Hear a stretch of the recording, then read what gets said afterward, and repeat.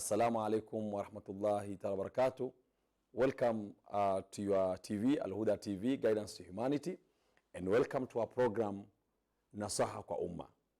Today, you are with me, your host, Dr. Sheikh Hassan Kenyo Omari, lecturer at University of Nairobi, and on my right, I have our brother, Sheikh Abdullah Bundid, the chaplain, Kenyatta University.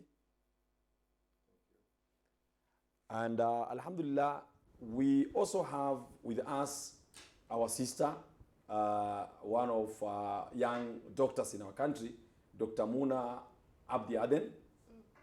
Right. Dr. Muna Abdi Aden is a doctor and infectious disease control specialist from the London School of Hygiene and Tropical Medicine. But I think you told me your first degree was from University of Nairobi. Right. Yes. Personally, I'll always go with the University of Nairobi because that's where I lecture and that's where I'm an alumni also, just like you. So, viewers, today we are continuing with the topic we began yesterday, and what we want to know from you, Dr. Muna. First, kindly tell us what is your specialty. Though I've already said it, but we'll want to know what is your specialty. Yes. So, I am an infectious disease control specialist as well as an epidemiologist. So I deal with what we call disease transmissibility and dynamics, and also how diseases spread and how best we can control them so that they do not cause a lot of health issues to the population and so on. MashaAllah. Yeah. I'll not ask you about your age or even marital status. Those one I'll not ask today, but I will ask you. How do you feel as a Muslim lady in your profession? What I mean is that, are there any challenges which you encounter, or how do you feel? Are you as free as other ladies from Christian, Hindu faith who are in your profession?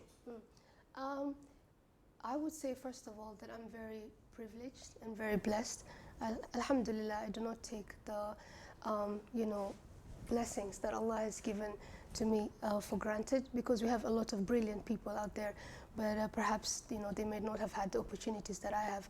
So alhamdulillah for that, first of all. And then after that, I would say as a Muslim doctor and practitioner in this country, thankfully, and alhamdulillah again, we do not face discrimination of any sort, and it is not difficult to practice simply because of your religious background, and I'm very grateful for that as well. MashaAllah. Yeah. What do you say, so that now we go now to the gist of our discussion? What are you telling young ladies who are watching? Because many of our viewers are young ladies, our daughters, sisters, cousins who are watching you, the young ladies. What do you tell them about the career concern? I would tell them, first of all, it's very important to have a good relationship with your maker, and that's Allah subhanahu wa ta'ala. Then that gives you the confidence and the motivation to drive and move forward in life. Then after that, I would say just go really hard for anything that you want, and inshallah, Allah will help you through it. And as a Muslim, wherever you may be, regardless of your profession, you can always make a difference. So it's not a matter of, I can only stick to this particular career pathway. You can do so much and make a difference regardless of what, you decide to pursue in the end. Thank you so much. Sheikh Abdullah Bundid, you are chaplain. What is the work of chaplain in a university? Or in any other place, because you are also in Kenya prison, but just tell us the work of a chaplain. Really, it is a tough job, but if you look at it from the angle of spiritual work and leave out whatever it takes from what we call a subject, if we translate, if that translation will allow me, because in Arabic we say mada. If you put yourself very far from the humanity way, and you discuss everything with spiritually, then it is very enjoying. enjoyable work, and you see you can go always, you can see your Lord through whatever you are doing. So chaplaincy, and we are very happy. We have all kinds of chaplaincy in all departments in our country. If you go to other countries, you won't find chaplaincy in hospitals. Very few countries. Then we have chaplaincy in our learning institutions. Very soon I heard that the Ministry of Education are trying to introduce even in primary and secondary levels. That task force of the Ministry of Education. Yes, I heard so. But right now in the universities and higher learning institutions, we have chaplains. Okay. And we are very grateful for our country. Thank you. Including also the discipline forces, where I had been for almost 15 years. And you see the discipline forces also, they are benefiting. Okay. So it is not a matter of talking to the person, but to get insight to his spirit. Sometimes he has only one window of hope, and that is the word. So he would like somebody to be his bedside, okay, and accompanying him during day and time. And for your information, chaplaincies do not have limited times. We are there for 24 hours. MashaAllah. So perhaps you will be called all times. To become a chaplain at university, is this just a matter of being an imam, or what is the minimum qualification of a university chaplain? First of all, you should have the call from your inside. Yes. You should have that call. Sometimes you may think that you are doing the right job, but you don't have the call.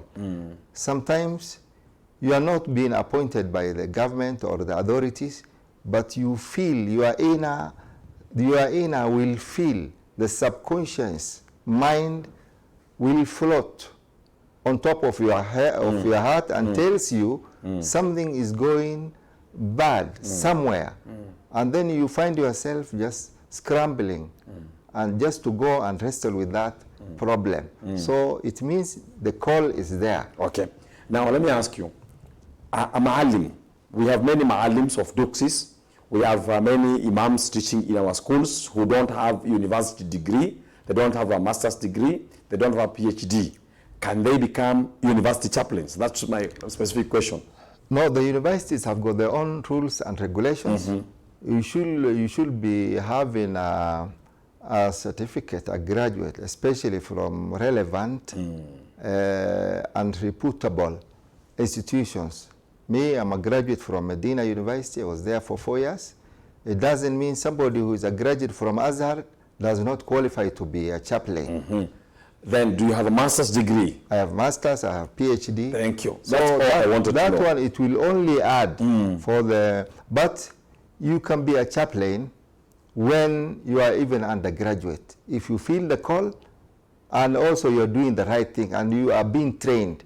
There are some kind of Muslims who are very religious, a family that's very religious, where they want to appoint a sheikh or they want to appoint a ma'alim in their duxi, they will go for thorough investigation towards whatever he is doing, because they feel that because it is a manner on top of their children, they must go for the highest qualified person. Sheikh Bundid, I think maybe you have not been clear and thorough on your answer. I think so. I think, because I'm also at the university, I lecture at the University of Nairobi. I've lectured in 4 universities. In fact, I'm an external examiner for university. Kenyatta University, I've lectured in Mount Kenya University, Catholic University, Tangaza University, almost 5 universities in this country. I think, if I'm not wrong, you cannot be employed as a chaplain in any university in Kenya unless you have a master's degree.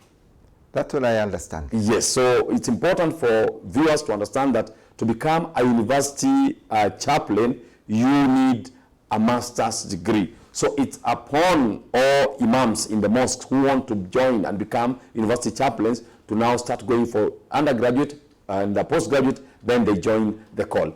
Thank you so much. Now, just as like Dr. Muna, advise the young ladies at home, what are you advising the young men and women? For you, all of them, what do you advise them as far as their career is concerned? Then we go to our main topic. Right now, people are talking about this infectious disease, and people are so in much need of doctors, qualified doctors. To a place where I come from, very far, the end of the country, the ratio of a doctor is going up to 3,000. Where is that place? You're saying very far. Where is that place? That is the remote area of Wajir. Inshallah, shukran. So it's Wajir. It's Wajir. Shukran. So the other time we were advising the governor and the authorities that we should give the upper hand to medicine and health. And I'm happy the authorities are responding to many of them. Thank you so much. So you are telling the young men and women to venture in all careers, engineers, doctors, sheikhs, imams, cardiologists, urologists, and everything. So young men and women, wherever you are at home, go for all careers in this world, because we need all careers. Today's coronavirus, tomorrow there will be something else. So we need professions in all fields. Now we come to you, Dr. Muna. What is COVID-19? COVID-19 is a disease caused by the virus called SARS-CoV-2. Now, this particular virus belongs to a family of viruses that we call coronaviruses. And we've dealt with coronaviruses before as a globe. We've had what we call the SARS-CoV-1. This caused an outbreak in the Far East in 2003. And we also had another one called the Middle Eastern MERS, also known as MARS. So that one caused an outbreak in Saudi Arabia. And what we need to know is that the coronavirus we have right now called, COVID-19, and it is not as fatal as the two other diseases, which, the two other coronaviruses that we have dealt with so far, but it has something that makes us worry, and that is probably what we will come to after this. Thank you so much. Thank you so much.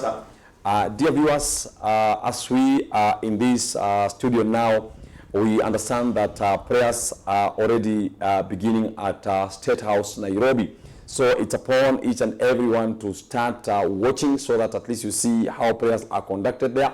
Some of us were invited there, but we choose to come here so as to be with you, and so that we can analyze what's going on there. May Allah bless this country. May Allah make control of the coronavirus, because it is Allah subhanahu wa ta'ala who created the virus. So let us just switch to the State House, where the prayers are ongoing. Thank you so much. Viewers, we'll come to that issue of national prayers, but later, because the prayers are about coronavirus issues, let Dr. Muna continue to explain to us, why are people praying for coronavirus? What is it? What makes us pray for this thing? What we need to know about the coronavirus is that what we've observed in other countries so far is worrisome. It's something that every person needs to be concerned about. What we've seen is that at first it seems like cases are, minimal, maybe in, 7, 10 or so on. But after a few weeks, this virus has the potential to not only double, but to go tenfold, like what we've observed in Italy and South Korea so far. Cases can easily jump from 50 to 5,000 in a matter of 2 weeks. So this is something that everybody needs to be concerned about. It requires what we call collective responsibility. Yes. Everybody needs to be in charge. This is not something that, any doctor or, infectious disease epidemiologist or, our government can handle on its own. Let everybody learn what coronavirus, especially COVID-19 for this matter, and how it can present, and how we can, prevent infection amongst the population, because we need to protect each other.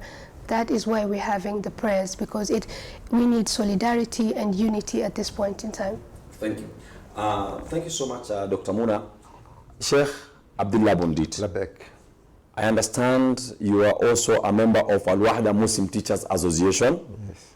You are in the body of Muslim chaplains in this country. Yes. Remember, it began registration many years back, but because of the government moratorium, that's why it has not been fully registered. And I understand you, Al-Wahda Muslim Teachers Association, talked to your sheikhs in the entire country. Yesterday was the day of prayer. Even Qunut is being done everywhere. What is the importance of prayer? Dr. Muna explained, because in medicine, coronavirus is a very contagious disease. It is a disease which has a lot of problems. He's saying that it can move from 550 people only to 500, even to more in a week. So for you, why should people pray? What does Islam say about prayers at this particular moment? It's a good question. Prayers is everything for every religion. Even those who do not practice religion, they have some kind of myth that they will relate themselves to as our prayers. But now, let us go for the three main dominations: the Muslims, the Christians, and the Jews.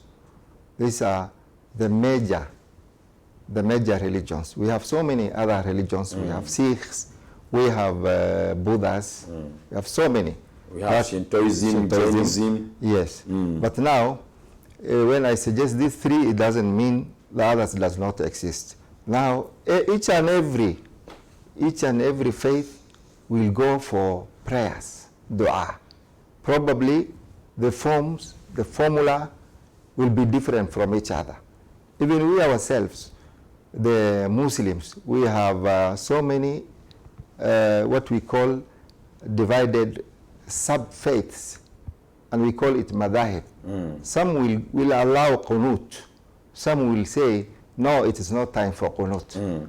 You see, according to what they understand to the text. Now, let's come to the major thing. In Muslims, they always rely on God, as other religions rely. We say, inna lillahi wa inna ilayhi raji'un, when the worst happens. We are all belonging to the Lord. Inna lillahi, we belong to the Lord. Wa inna ilayhi raji'un, and we shall be resurrected to Him. This is when the worst happens. Also, prayers is so important.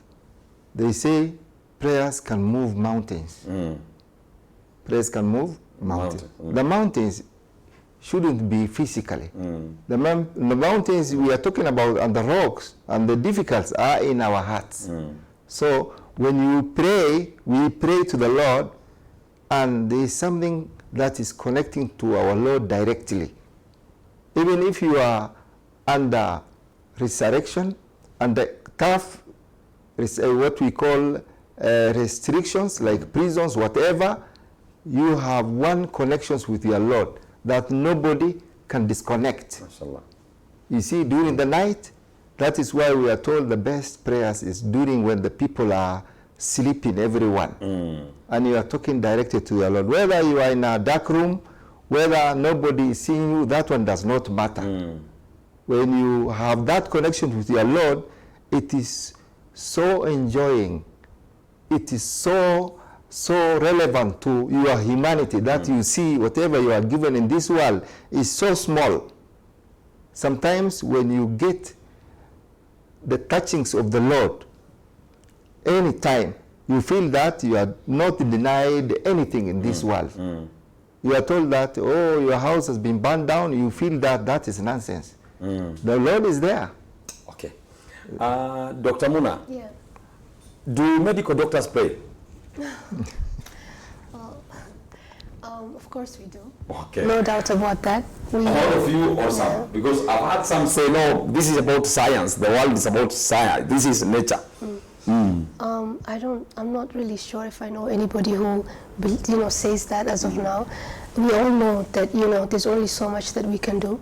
So we rely definitely on, our Maker.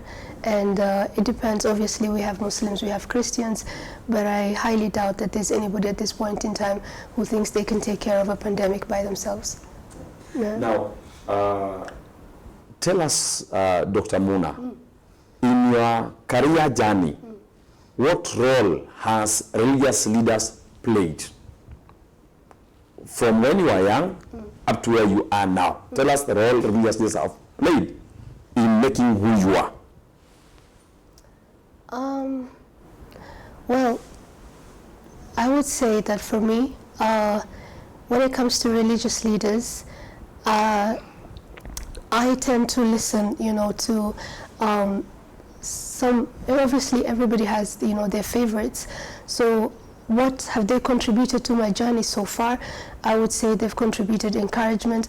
I would say they've contributed, because a lot of young people might be going through a lot, and they feel that, yes, this is a very difficult period of my life. But when you have someone telling you that, this is dunya, and, we're supposed to go through trials, then it helps you understand that, yes, you will go through trials, but by the will of Allah, they will be good for you, regardless of, if it might look bad on the outside, but only Allah knows, what is good for you and what is not. So I would say they definitely played a role in uplifting my spirits. Thank you. Thank you so much, our dear viewers. You've heard what Dr. Mona is said, that religious leaders are very important in your journey. There are times you go to school, you fail. Then religious leaders will say, don't worry, it's Allah who made you fail, but you pray and He'll make you go through. You go to university, there are challenges. He'll tell you it's Allah who has planned, but things will be okay. Like right now, we are speaking, university students are all at home. So they need religious leaders to tell them that this is Allah's creation, it's Allah's plans, but inshallah things will be okay. They are very important. Now we come back to you, Dr. Mona. What are the different type of coronaviruses and epidemics they have caused to date? I think I touched on that a little bit earlier on when I described what we call the SARS-CoV-1, which caused the epidemic in the Far East in 2003. I think it spread not as much as the COVID has, and it probably claimed around 8,000 lives, if I'm correct. And we also have the MERS, which was mainly causing outbreaks in the Middle East. Now, as I think I had also touched on, we are slightly lucky in the sense that the mortality rates for the coronavirus are not the case fatality rate. What that means is, like, if you have the virus today, what are your chances of dying from it? For coronavirus, COVID-19, it's slightly lower in the sense that it's around 3 to 5%, but we have something like SARS had a mortality, case fatality rate of 10%, and MERS was 30%. So, but we are worried about the SARS-CoV-2 virus, because unlike the original, the first SARS-CoV-1, which happened obviously in the Far East, this particular virus somebody has the ability to infect others even though they don't show any symptoms. Like, let's say you get sick today, and you start coughing on day 10. Actually, what has been shown for COVID-19 is a person can still infect other people on day 7, on day 8, on day 9, on day 10. So that makes it very difficult to control. We're not able to know who is sick and who is not unless we test them. And that is particularly what is worrisome about COVID-19 and makes everybody say that we should be on guard. Yeah. So what you're trying to say is that the way I'm looking now, waliyadu billah, I might be positive COVID-19. Yeah, I have no idea. Okay, waliyadu billah. Now, thank you so much for that. Sheikh Abdullah Bundid, she has talked about the history of COVID-19 and the rest, the COVID infections. As a Muslim leader, tell us or give us, in the history of Prophet Muhammad SAW or history of Islam, has there been any infectious disease which was so fatal to a point that the Prophet did anything? Alhamdulillah, salatu wassalamu ala rasulillah. As we talked yesterday, I think there were some individuals that experienced the infectious diseases as the leprosy. Also, there came a group of Muslims during his reign, the Prophet sallallahu alaihi wasallam, during his last days. That means the last 5 years towards his death, starting from 627 until 632, but they cannot specify which year it was. Now this man came while they had some verses, some kind of verses, and to the Prophet sallallahu alaihi wasallam, it was clear to him because he has the revelation. And people were so scared about if the Prophet could talk about a person, because whenever the Prophet says anything, that is a guarantee. It is as if the Lord is talking to the person. Because it's Allah said, وَمَا يَنْتِقُ عَنِ الْهَوَىٰ إِنْ هُوَ إِلَّا وَحْيٌ. So these people, this group, they had some kind of fever that was unfamiliar to the other parts of the Arabian Peninsula. They developed some kind of dehydration, and also their eyes were yellow. And then they came directly to the Prophet sallallahu alaihi wasallam, and the Prophet was so keen that they could not infect with the others.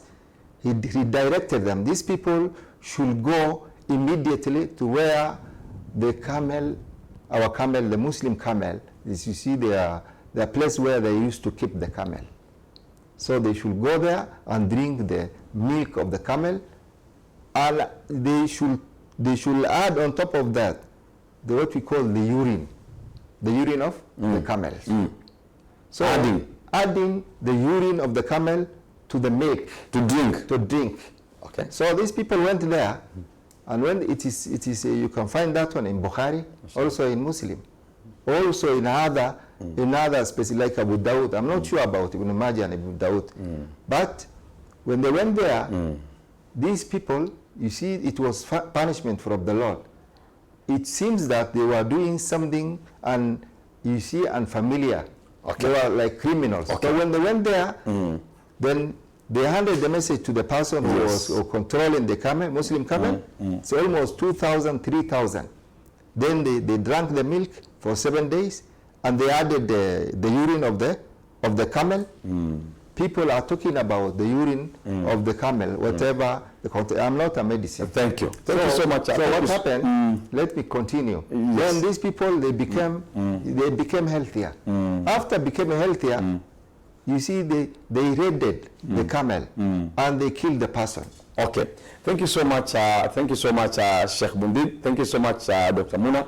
I think you have seen how the two of you can discuss same topic in a very healthy manner. Viewers, thank you so much for tuning in to Al Huda TV. Continue tuning in. Don't shift to any other, as we are now taking a very short, slight break, and we'll be coming back to continue with Doctor and Doctor. Thank you so much. Thank you.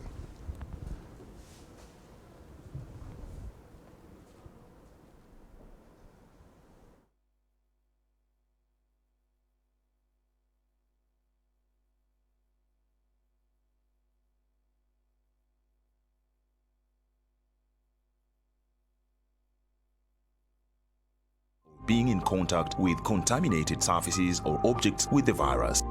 The signs and symptoms are fever, coughing, headache, body ache, difficulty in breathing. The disease can be prevented by regularly washing hands with soap and running water. Avoid close contact with people who have flu-like symptoms. Avoid handshake, hugs, and kissing. Also, protect yourself by covering your mouth or nose using a disposable tissue while coughing or sneezing. If you experience these symptoms and you had traveled or been in contact with a person from a country reporting COVID-19, you should isolate yourself for 14 days and seek immediate medical attention or report to the nearest health center. This message has been brought to you by the government of Kenya and its partners. For accurate information on COVID-19, dial *719# or call 719. Follow us on Twitter at MOH_Kenya, at spokesperson GOK, at WHO.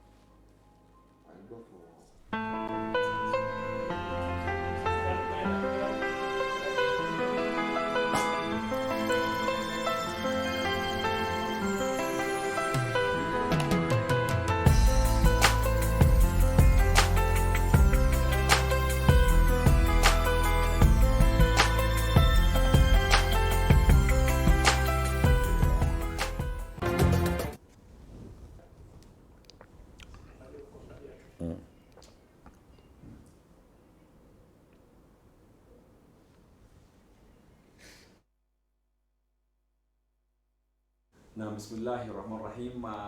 Dear viewers, thank you so much for tuning in Al Huda, and especially for joining us in our show, Wasia Kwa Umma.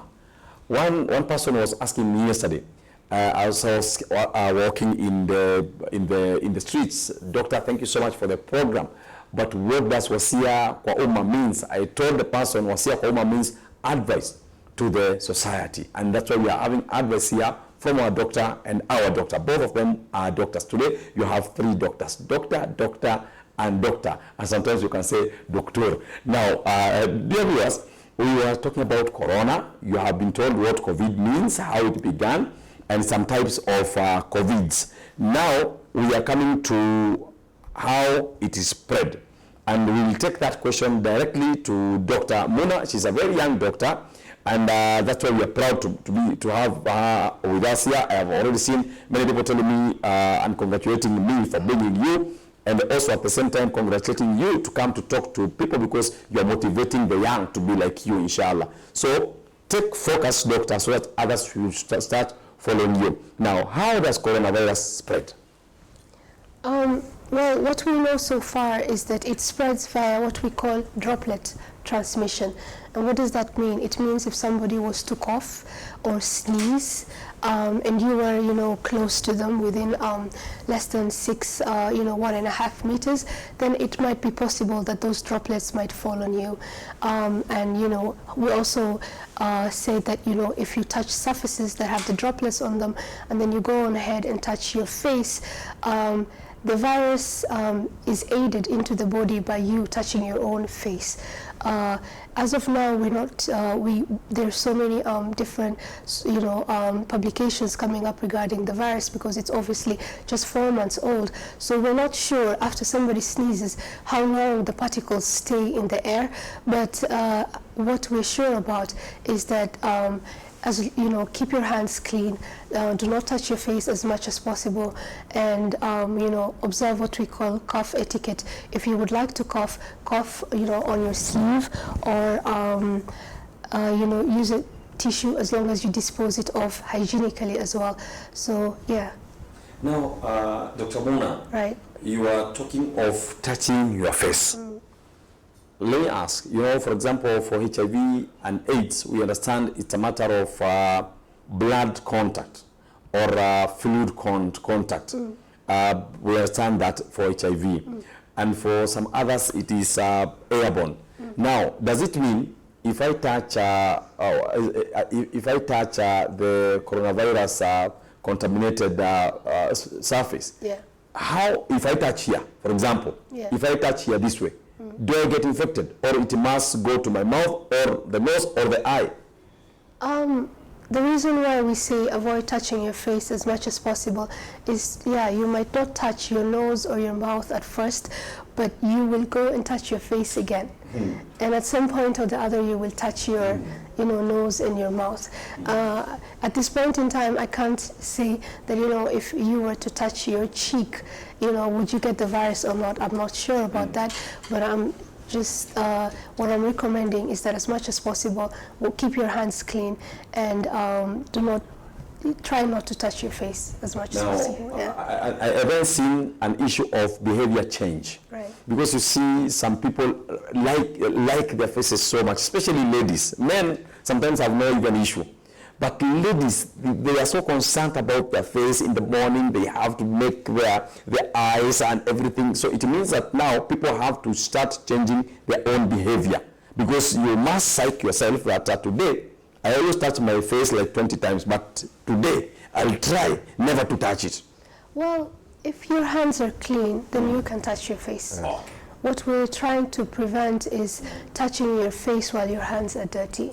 And that is anytime you've interacted with, people, or maybe you've been at work and you've used, touched a table that other people have touched and so on, or, you're using shared equipment, then we can't be sure what is on your hands. But Dr. Muna, I've had doctors, many saying 1 meter. But you today you have said 1.5 meter. So you are pushing people far from each other now, more than the others. I think there's nothing like too much precaution. If you can observe 1.5 meters, fine. And the minimum 1 meter is also okay. Yeah. Sheikh, she's talking of precaution. What does Islam talk about precaution? Precautions, as we talked yesterday, there is two kinds of precautions. One relates with the direct physically. The other one has something to do with the spirit. I will give you a clear indication.